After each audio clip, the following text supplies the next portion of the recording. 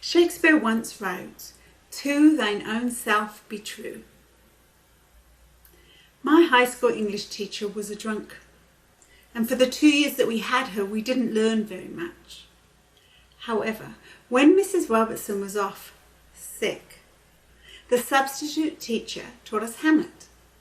I didn't understand most of it, but that line, "To thine own self be true," really stood out. And I didn't realize at the time what an impact it would have on my life.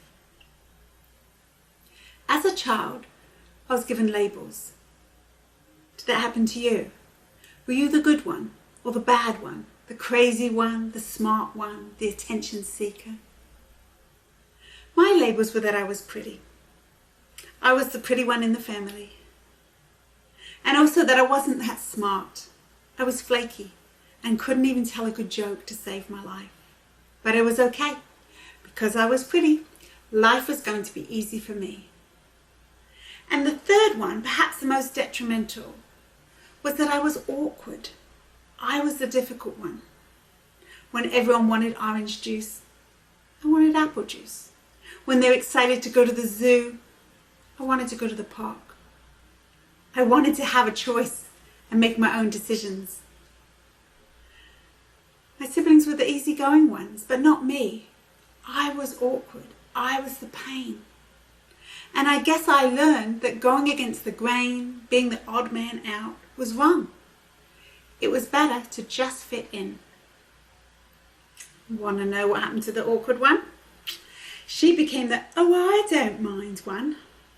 I don't mind what we do. I'm easy. I'm flexible. You want to go out? I love going out. You want to stay in? Well, I love staying in. You pick the movie. I'm not fussed.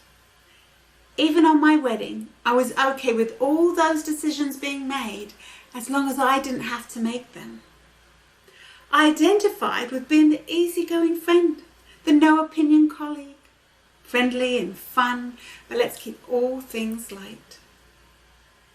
The issue here that's so apparent to see, I wasn't being truthful to myself or to others, because I did have an opinion. In fact, I had lots of opinions. I just didn't know what they were. And not having an opinion all that time built up resentment and anger in me. I was pushing my true voice down, and like a volcano, I was ready to erupt at any time. "What about me?" I wanted to scream as my true voice started to bubble to the surface.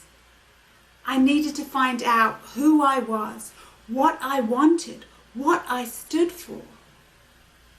I started digging through these layers and layers of imposed labels that weren't me, or were a part of me, but not all of me.